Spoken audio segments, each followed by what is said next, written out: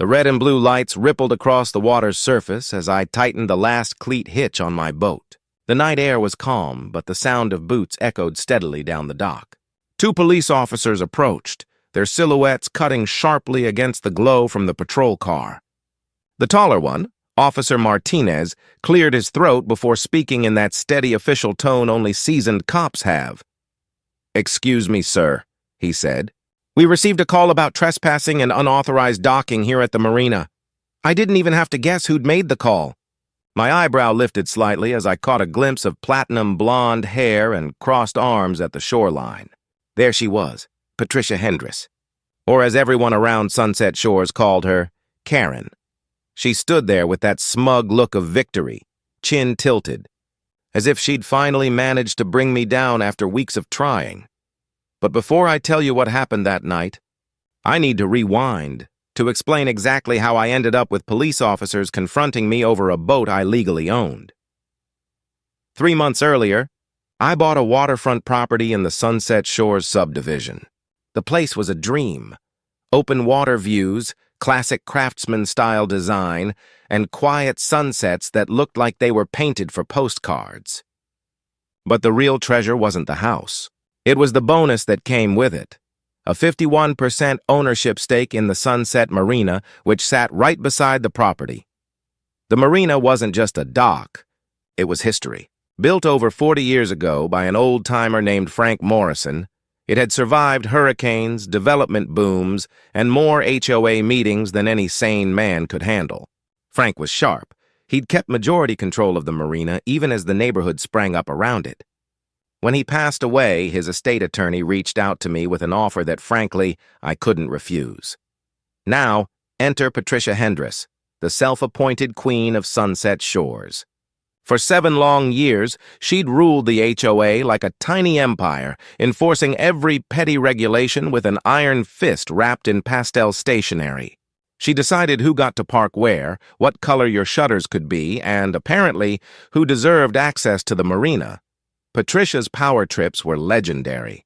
She once measured her neighbor's grass with a ruler to issue a citation, and she'd written someone up because their wind chimes were too melodic. Her control issues were almost an art form. My first run-in with her came the very week I moved in. I was still surrounded by boxes when she appeared at my doorstep with a plastic-wrapped welcome basket and a 3-inch binder under her arm. Her smile was tight and sugary. "Welcome to Sunset Shores," she said, voice oozing politeness. "I took the liberty of highlighting the most important HOA rules for you. Pay special attention to sections 4 through 17. Those cover our watercraft regulations." I thanked her, took the binder, and set it aside. I figured I'd get around to reading it after unpacking. That, apparently, was my first mistake. See, Patricia didn't like being ignored. When I skipped the emergency HOA meeting, she called to discuss new resident integration. She took it as a personal insult. But things really blew up the first time I brought my boat down to the marina. It wasn't some flashy yacht, just a modest 24-foot cabin cruiser. She was clean, sturdy, and reliable, my pride and joy. As I backed the trailer down the ramp, Patricia materialized out of thin air, clipboard in hand, like some sort of bureaucratic phantom. "Excuse me," she barked. "You can't launch that here without HOA approval." I calmly explained that I lived at 47 Waterfront Drive and that my property included marina rights. Her face twitched, cycling through shades of pink and purple.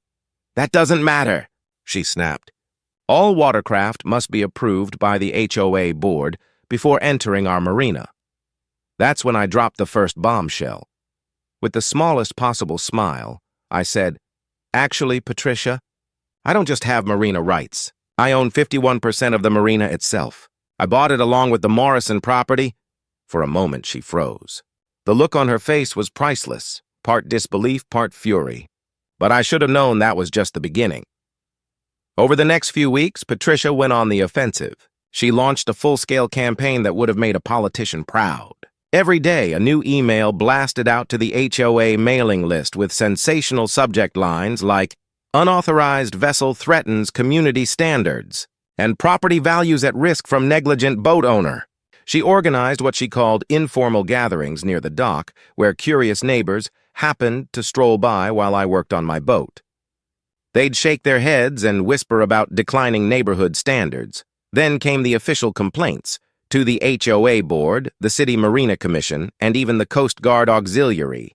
Every time I responded calmly, forwarding copies of my ownership documents and the marina deed. But Patricia, she didn't back down. Instead, she doubled down. She began taking photos of my boat from every possible angle, claiming it violated aesthetic guidelines. She measured the dock distance with a tape measure, insisting I was 3 inches over the allowed line. She even hired what she called an independent marine consultant, who turned out to be her nephew with a fishing license and an attitude. The tension came to a head during the next monthly HOA meeting. Patricia stood at the podium like a prosecutor addressing a jury, gesturing wildly at a PowerPoint titled, "The Boat Problem, a Clear and Present Danger to Our Community." Slide after slide showed my boat from unflattering angles, complete with red arrows and dramatic captions. When she finally wrapped up her 45-minute presentation, I stood, walked calmly to the front, and connected my phone to the projector. "I'd like to share something with everyone," I said evenly. The screen switched to show the original marina deed and incorporation papers. "As you can see," I explained, "the marina is a separate legal entity from the HOA. The majority owner, me, has full authority over slip assignments, approvals, and operations. The HOA has no jurisdiction here." The room fell into a stunned hush. Then came the whispers. Some of the board members looked uncomfortable, realizing they'd been siding with Patricia against a legal owner. Patricia's face went through every color of a stoplight, before settling on bright crimson. "This is impossible," she shrieked. "I've managed this marina for 7 years. You can't just walk in and claim ownership." I shrugged slightly. "I didn't claim anything, Patricia. I bought it. Deeds is on file with the county. Would you like to see the tax records?" That was the moment she snapped. 2 days later, I returned from a peaceful morning cruise to find police lights flashing at the dock. Patricia had actually called, Mumweven, reporting that I was trespassing on HOA property and illegally mooring a vessel, and that's how I found myself standing there, tightening a cleat hitch while 2 officers approached, ready to question me about my own marina. Officer Martinez listened carefully as I explained everything, scrolling through the documents on my phone. He leaned closer, studying the screen, while his partner, Officer Chen, tried not to laugh outright. It was clear they both knew what was happening here. Patricia stood a few feet away, arms crossed tight, foot tapping in irritation like she was trying to drill through the dock. After a moment, Officer Martinez turned to her and said, his voice calm but firm, "Ma'am, this gentleman owns the marina. You can't trespass on property you legally own." Patricia's mouth fell open before she quickly recovered, voice climbing in pitch as she protested. But the HOA has rules. We have standards. This violates everything we stand for." Officer Chen took a slow step forward, his expression now serious. "Ma'am, calling 911 for a false emergency is a misdemeanor. You've wasted city resources for what looks like a personal disagreement. That shut her up." Over the next few days, the neighborhood buzzed like a kicked hornet's nest. Everyone heard about Patricia's failed police stunt, and suddenly, people who'd never dared speak against her started talking. Slip renters from the marina approached me privately, one after another, sharing their own horror stories about her power trips. Tom Bradley from Unit 12 told me she once tried to ban his kayak because it was too yellow. Sarah Chan from Unit 33 said Patricia demanded she write a 1-page essay explaining why she deserved a boat slip. That was when I decided enough was enough. I called an emergency meeting for all slip holders and any interested residents. When the day came, the community center was overflowing. You could feel the tension in the air, but also curiosity. I stood before them and laid out my plans for the marina.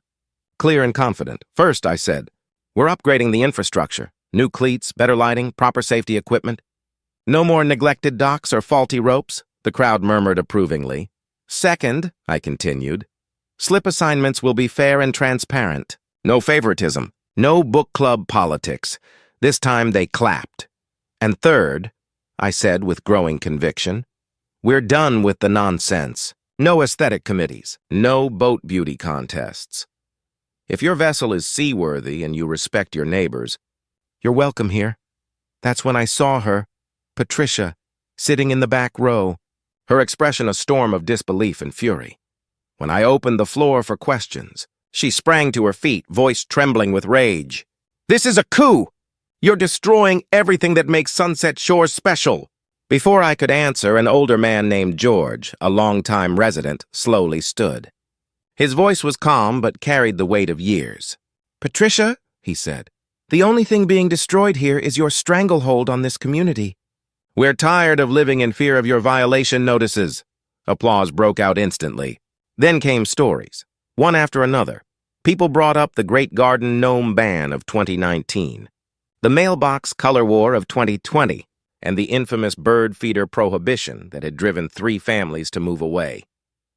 By the time the room quieted, I stepped back to the podium and said evenly, "Here's what's going to happen. The marina will operate independently from HOA control, and starting today there's a strict anti-harassment policy. Anyone caught intimidating, photographing, or falsely reporting other marina users will lose access, permanently." Patricia's lawyer, a nervous man named Jeffrey Williams, leaned in and whispered frantically to her. She ignored him completely. "You can't do this," she shouted, nearly shaking. "I'll sue. I'll call the state HOA board. I'll bring in the news." But before she could continue, HOA Vice President Michael Torres stood and raised his hand. His tone was measured but resolute. "I move," he said, "to hold a vote of no confidence in our current HOA president, based on her misuse of authority and actions that have exposed this community to legal liability." You could have heard a pin drop. Then came the votes, one after another. 17 in favor, 2 against, 1 abstention, Patricia's sister. When the final count was read, Patricia stood frozen, her lips trembling. Michael Torres cleared his throat and added, "Furthermore, I move that we formally separate HOA governance from marina operations, recognizing Mr. Johnson's legal ownership and authority." The second motion passed unanimously. Patricia's jaw clenched. She grabbed her designer purse and stormed toward the exit. But just before disappearing through the doorway, she turned and hissed, "This isn't over. You'll regret this." But it was over. The next morning, I posted the new marina rules, simple, fair, and focused on safety, not vanity. I also installed a new sign at the entrance, Sunset Marina, privately owned and operated. Slip rentals available to respectful community members. 2 weeks later, I got a new application in the mail. The name on it? Patricia Hendris. She'd bought a small sailboat, clearly hoping to claw her way back into the marina's orbit. I read her application carefully, noting her record, false police reports, harassment complaints, and a pending misdemeanor for misuse of emergency services. I stamped the paper with one word, denied, and I wrote a note beneath it. Due to a documented history of harassment and false reporting against Marina's property, this application cannot be approved. Decision is final. The day she received it, she showed up at the Marina office, face twisted in outrage. Her scream echoed across the water. "You can't do this to me! I built this community! I am Sunset Shores." I looked up from my paperwork, calm as ever. "Patricia," I said, "you're welcome to dock at the public marina 6 miles north. I hear they've got an excellent HOA compliance program. It was the last real conversation we ever had. Her legal battles drained her finances. The court fees from her failed challenges and the fine from her false 911 call forced her to sell her house. She eventually moved to a landlocked community in Arizona. At her final HOA meeting before leaving, she sat silent as the new board systematically overturned her old, petty rules. Meanwhile, I spent that evening at the marina, installing one final touch, a small, discreet sign at my personal slip that read, "Private slip, owner-operated." Under reasonable management, the marina flourished. Families came back. Kids laughed and fished off the docks. The sunsets returned to being peaceful again. No violation notices, no tension, no drama. In the end, Patricia's 911 call, the one meant to humiliate me, had done the opposite. It exposed her corruption to the whole community. The misdemeanor charge stuck. $3,000 in fines, 40 hours of community service, and permanent removal from the HOA board. The local paper even ran a headline, HOA President's Overreach Leads to Downfall. Her reputation as a real estate agent was ruined. And when she saw the final judgment, $3,000 for one phone call, her voice cracked into a whisper. $3,000 for one phone call. Her lawyer simply nodded. You're lucky it wasn't worse.